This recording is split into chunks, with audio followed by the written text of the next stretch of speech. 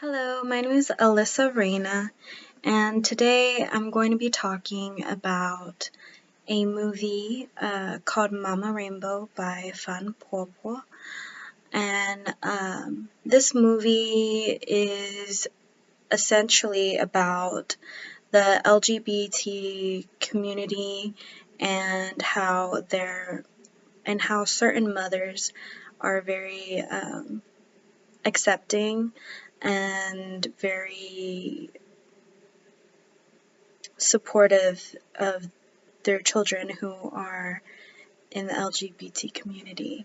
Quick disclaimer though, because I know that this is a touchy subject, and I just want people to know that this is to inform and educate. And at the end of the movie, I will discuss my opinion on how it affected uh, the Chinese government in the legal case that it was involved in. The way that I came about this movie in particular was after knowing absolutely nothing about the LGBT community in China and how their lives are and what affected them. This seemed to be a fairly broad topic to discuss. So what I ended up doing was going on Wikipedia because it is a website designed by people who know the information and cite their sources. So if the source is not cited, then it's probably not accurate. But it was cited, and after going through a lot of information dating back to ancient China and all the way up to modern day China, and as I was scrolling down the Wikipedia page, I noticed that there was a state censorship on LGBT related films and media online. And that brought up the movie Mama Rainbow by Fan Po. I'll get a little bit more into the legal case after I quickly talk about the movie itself. The movie itself is like a documentary. It opens up with people being questioned about how they feel about gay and lesbian people and if they had friends who were gay or lesbian, as well as what would they do if their child was gay or lesbian. So in the beginning, not many people respond very positively, more respond in a negative way. And after we see that how certain people in China feel about people who are gay or lesbian, it then transitions into the stories of individual people who are living their lives gay or lesbian, and how they came out to their parents and how their mother supports them, which kind of leads back to the title itself, Mama Rainbow, because each of these stories has a mother who accepts them and not only supports them in anything that they do, but become and are actively essentially LGBT activists. And not right away do these mothers, instantly accept them, but their hearts are slowly changed by their child, and after realizing and thinking through that the struggles that their child has to go through and how they are basically how they basically receive a lot of prejudice just by loving someone of the same gender. As mothers who are raised in a society where the thought of loving another person who is of the same gender was essentially shunned because the typical life that is portrayed to be the happiest tends to be the life where you have a son, a daughter, and then you have grandchildren. And that was perceived as the happiest way to live. The movie then goes on to say how the mothers eventually they take that mind frame and set it aside and say, well, if my child is not happy, I am not happy. If my child is happy, then I'm happy. And they continue to talk about, well, my son or daughter can adopt a child, or I don't even have to deal with a grandchild, which I thought was kind of cute to say. The women in these stories come to a solution in their heart and acceptance in a way that comes off very positive throughout the entire film. The film is not so much about the hard lives that the LGBT people go through, but it is more about the changing of hearts and how they hope that the documentary itself would end up changing hearts as well, because it does show a little bit of the adversity that the LGBT community has to go through, such as the non-acceptance of who the people were, and some people were being forced to marry a wife anyway, just to have children. And one mother even goes on to tell how her son was abused in school. 就敢跟我诉说，就慢慢的跟我长谈了一个一夜，告诉我，当他上了高中了以后呢，我儿子太天真了，他也跟这个初中一样，他认为好像大家都像初中的老师同学这么好，就去像也照样上了高中，也照样向同学去出柜。没想到的是，他学校的几个不是同届的学生，有7、8个，把他狠揍了一个，打得非常伤，满脸的血，然后被那个边上的同学就看不过，就报了警，警察来以后把我儿子送到学校。然后因为当时我们在外地工作，所以我儿子呢就坚决不肯把我们的联系方式给学校，他怕我们知道他是同性恋这个事实。但是我没有想到的是，这行凶的无罪，学校却对我儿子进行劝退，要叫我儿子退学。然后我儿子不服气，他说我没有肇事，是他们来惹我，他们跑来打我，为什么要叫我退学？他们反而没事。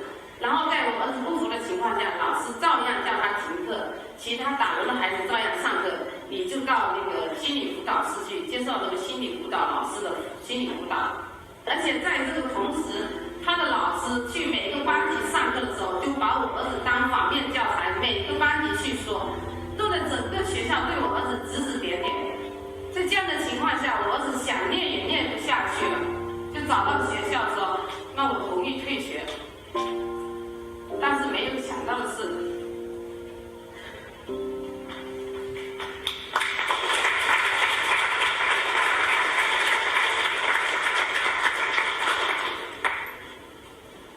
这个时候学校就不让他退学，要开除他，在他那个答案上留下污点。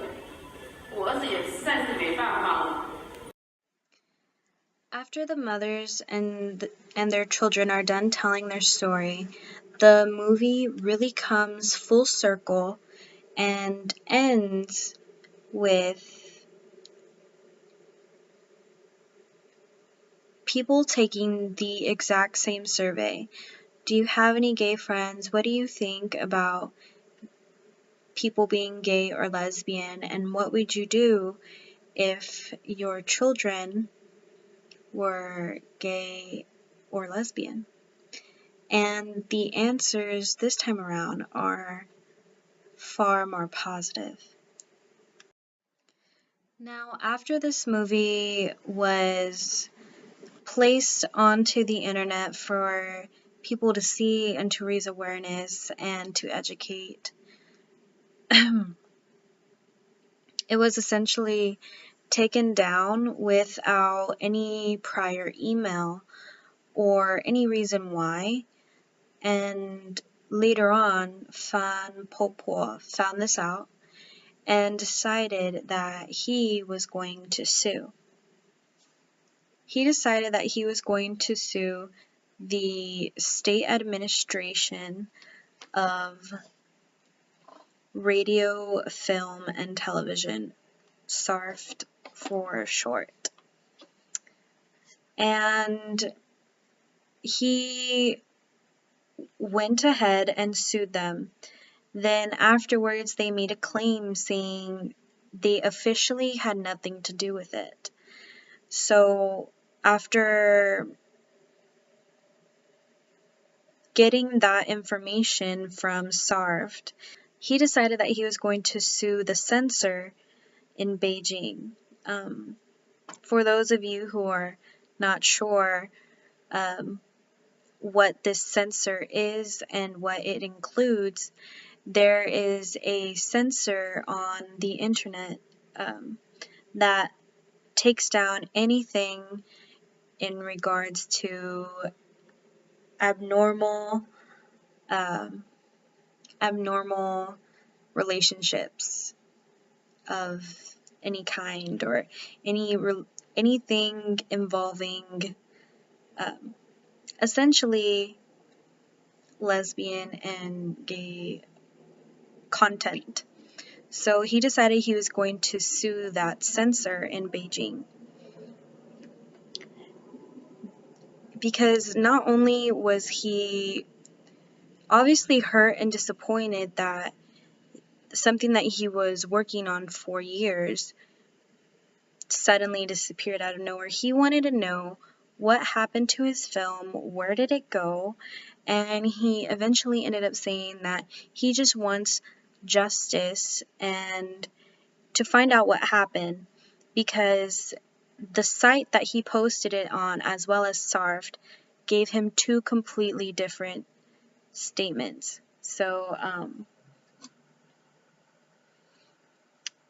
he ended up suing, and after a waiting process, he was notified that his claim would be heard in court, which is a huge deal in China's government-controlled courts. Not many courts want to listen to or consider the cases involved with LGBT rights. And in the article provided by The Guardian, it also claims that he and his lawyer were just happy to be heard, and win or lose, they were going to go through with it. So now I'm going to give my thoughts and my opinions about this film and how it impacted China as a whole, and essentially why this film is pertinent to Chinese history in general. The fact that this film was used in a court case and is being heard through China's official government court system. An LGBT film in a time where LGBT rights are not really considered important or as human as other people's rights, was very impactful to me, because it is one of the first cases to be heard in regards to media content and the LGBT community, regardless of the censor. I also feel that the movie is important because of the way it was executed. It was executed in such a way where it was all about acceptance, and it was about how these mothers, the stories of these Chinese mothers, just essentially learning to accept their children. And it was a non-sexual movie at all. It was actually quite beautiful, to be honest. And yet it was taken down by a censor that was against abnormal sexual relations, which I didn't say sexual earlier because I didn't feel like it was quite pertinent at that moment, but I feel like it's pertinent right now that I'm talking about it, because if you think about it, the censor really had nothing to do with the film itself. So that was just my personal opinion on the movie itself and its impact in China as a whole. Thank you so much. The end.